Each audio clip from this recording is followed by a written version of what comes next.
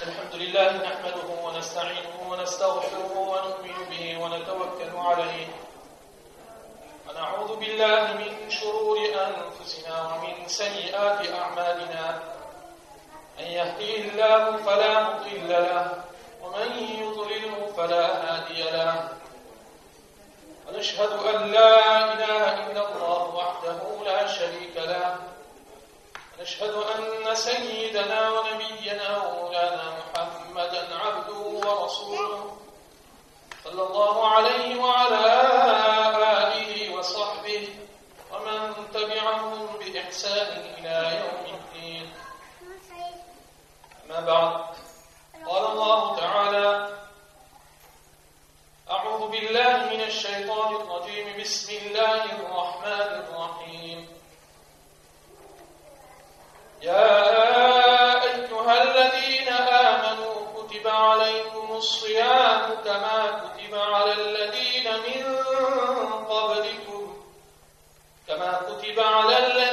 من قبلكم لعلكم تتقون.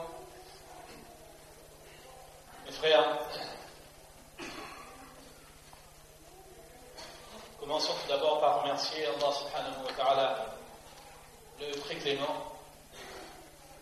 le tout miséricordieux qui, en ce mois béni de Ramadan, nous a donné cette opportunité de nous réunir pour essayer de rappeler quelques principes importants de son vie, de sa religion. Mes frères, cela fait bientôt une dizaine de jours que le mois de Ramadan a débuté. Cela fait une dizaine de jours que, par la grâce du Tout-Puissant, nous avons multiplié nos prières, nous avons multiplié le dhikr, nous avons multiplié les jeûnes, la récitation du Coran. Et tout cela dans un seul but. Un seul but. Se rapprocher sans cesse de Dieu. Dans le verset du Coran que j'ai récité, que vous avez maintes et maintes fois entendu, Allah subhanahu wa ta'ala, il énonce très clairement l'objectif du mois de Ramadan. C'est d'atteindre at-taqwa. D'atteindre at-taqwa. De parvenir à la taqwa. Alors, quand on lit ce passage du Coran, une des questions que l'on doit se poser, parce qu'il s'agit de bien comprendre la parole de Dieu. Dans la parole de Dieu, il n'y a pas d'approximation. Dans la compréhension de la parole de Dieu, il ne doit pas y avoir non plus d'approximation. Que signifie exactement la taqwa? Que désigne la taqwa?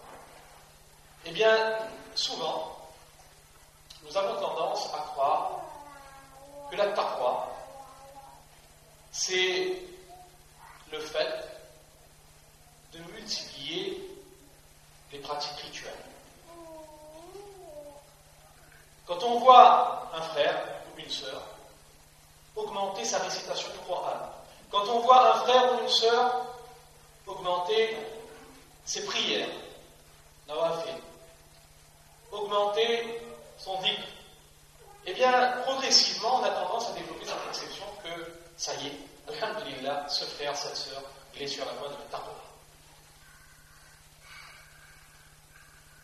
La taqwa, c'est beaucoup plus que ça.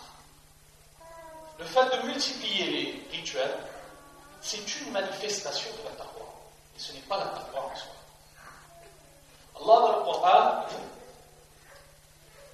il ordonne Ya ayyuhalladhina amanu taqullaha haqqa tuqatih. Il s'adresse à l'ensemble des croyants et il dit craignez Dieu comme il se doit de le craindre.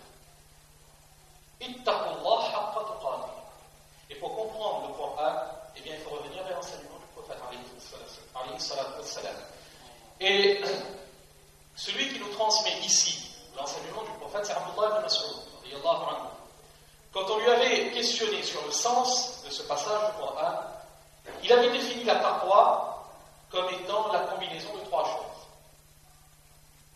Trois choses. Premièrement, c'est an yuta'a fala yu'sa. C'est obéir à Allah et de s'abstenir de désobéir. Une chose.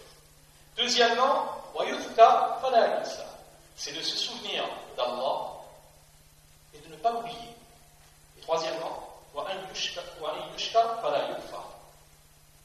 C'est qu'Allah, il soit, qu'on exprime sa gratitude à Allah et que l'on ne fasse pas preuve de manque de reconnaissance à son égard. La taqwa, c'est ça. C'est quelque chose de beaucoup plus vaste. La taqwa, c'est une conscience de tous les instants. La taqwa, c'est un souvenir de Dieu qui est permanent, à chaque instant de sa vie, pas seulement quand on s'implique dans les actes purement rituels. La taqwa, c'est un état d'esprit, c'est une sensation du cœur, qui fait que justement, dans tout ce que nous faisons, dans tout ce que nous disons, eh bien, il y ait cette conscience qui fait que l'on ne sort pas d'un cadre bien défini. C'est le cadre qui a été défini par la révélation. Le cadre de l'obéissance d'Allah. C'est ça la taqwa. Et d'ailleurs, le prophète alayhi salatu wassalam, lorsqu'il parlait de la taqwa, qu'est-ce qu'il disait? At-taqwa ha'una. Il faisait signe vers son cœur. Il disait que la taqwa, c'est dans le cœur. Donc, multiplier les actions rituelles, c'est une expression de taqwa. Ce n'est pas l'acte. La taqwa ne se manifeste pas seulement dans les actions rituelles. Et ça, malheureusement, on a souvent tendance à l'oublier. La taqwa doit imprégner, doit refléter, doit rayonner l'ensemble de notre vie. Et plus particulièrement, la taqwa, elle doit également se manifester dans les rapports que nous entretenons avec tous ceux qui nous entourent. Ce que l'on appelle le domaine de la mu'ashara, les rapports sociaux. Et la taqwa doit également illuminer les transactions que nous faisons à longueur de journée, tous les jours. Ce que l'on appelle al-mu'amala. Alors souvent, trop souvent, comme je le disais, on a tendance à limiter la taqwa aux ibadat, aux seuls actes rituels. Mais la taqwa dépasse cela. Pour être un vrai muttaqi, pour aller dans la voie de la piété, eh bien ce n'est pas seulement les pratiques rituelles que l'on doit réformer, que l'on doit améliorer, que l'on doit multiplier. C'est également tout ce qui relève des relations sociales et également des transactions sur lesquelles on doit faire très attention. D'ailleurs, petite anecdote que les ulama soulignent, les ulama nous disent que quand on revient vers la révélation, et les deux sources proviennent de la révélation, le Coran et la Sunna, eh bien on constate que, en ce qui concerne une obligation aussi importante que la salat, aussi importante que la salat, si on prend le Coran du début jusqu'à la fin, et que l'on cherche dans le Coran la méthode détaillée de prier, on la trouvera. Le Coran contient surtout des exhortations à prier. Mais comment prier, le Coran ne le détaille pas. La zakat, c'est exactement pareil. Le Coran ordonne de s'acquitter de la zakat, mais comment payer la zakat, le Coran ne le dit pas, ne donne pas les détails. Il en est de même pour le hajj et pour les autres pratiques rituelles. Cette partie de l'enseignement a été donnée au prophète alayhi salatu wassalam. C'est lui qui, à travers les hadiths, nous ont donné les détails qui nous permettent de respecter ces commandements de Dieu. Mais dans le domaine des transactions et dans le domaine du comportement, c'est un peu différent. Un exemple. Vous prenez une règle, celle de l'éthique à respecter quand on se rend chez quelqu'un et qu'on lui demander la permission d'entrer. Al-istidlal. Vous prenez la sourate An-Nur, vous verrez qu'il y a près d'une dizaine de versets qui détaillent très précisément comment demander la permission. Quand on va chez quelqu'un, si c'est quelqu'un que l'on connaît, que l'on ne connaît pas, si la personne est présente, pas présente, si c'est un enfant, quelles doivent être les règles, si la personne à qui on va rendre visite c'est une femme âgée, quelles doivent être les règles, et ainsi de suite. Là, on trouve des détails dans le Coran.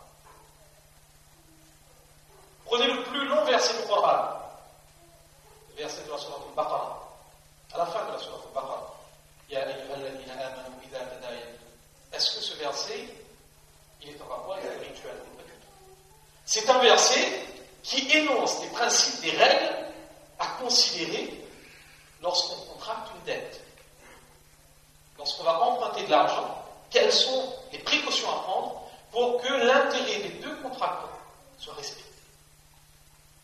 Et ça, c'est le plus long verset du Coran. Et les ulama nous disent que si on regarde ailleurs dans le Coran, il va être pareil. On trouve beaucoup plus de détails lorsqu'il s'agit des règles par rapport avec les relations sociales ou avec les transactions.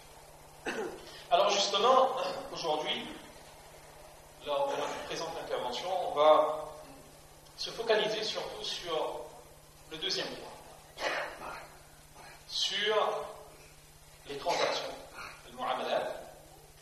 Et bien évidemment, on ne peut pas aborder tous les enseignements du Coran de la Sunna en rapport avec les transactions, mais on va se focaliser sur un certain nombre de principes importants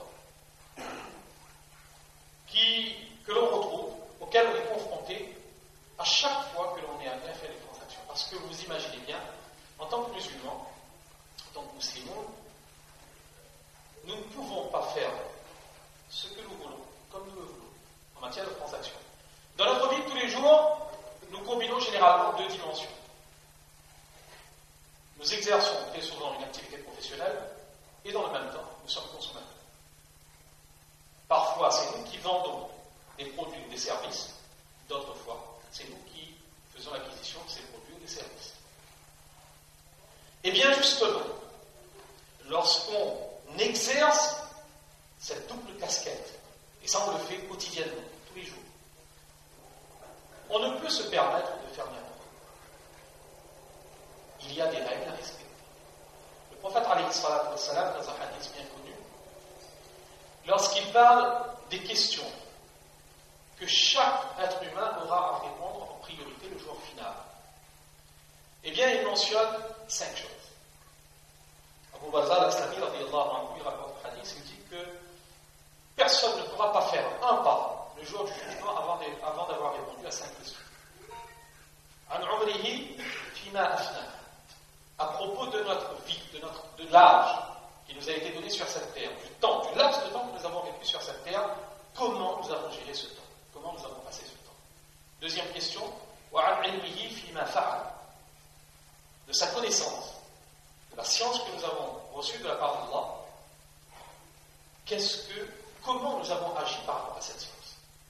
Troisième question, wa an malihi min ayna iktasaba. À propos de nos biens,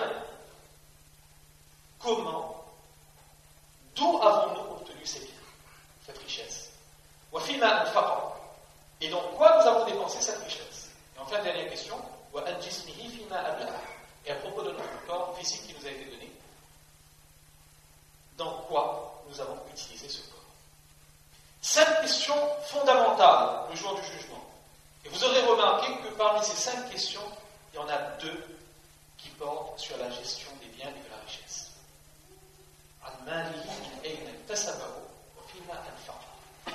D'où avons-nous obtenu nos biens et comment avons-nous dépensé ces biens? Cela nous permet de comprendre l'importance de respecter les ordres d'Allah, les enseignements du prophète alayhi salatu wa salam, en ce qui concerne la gestion de nos biens. Alors c'est vrai que, en tant qu'être humain, nous avons des besoins à satisfaire, des besoins matériels. Nous avons aussi des désirs que nous voulons satisfaire, c'est légitime. Ce n'est pas à l'encontre de l'esprit de l'islam. Mais comme je le disais tout à l'heure, il faut que ça se fasse dans un cadre bien défini. Alors, durant le court laps de temps que nous allons intervenir, nous allons nous limiter, Inch'Allah, à un rappel concernant 4 principes. 4 principes que tout professionnel et tout consommateur musulman ne peut se permettre d'ignorer.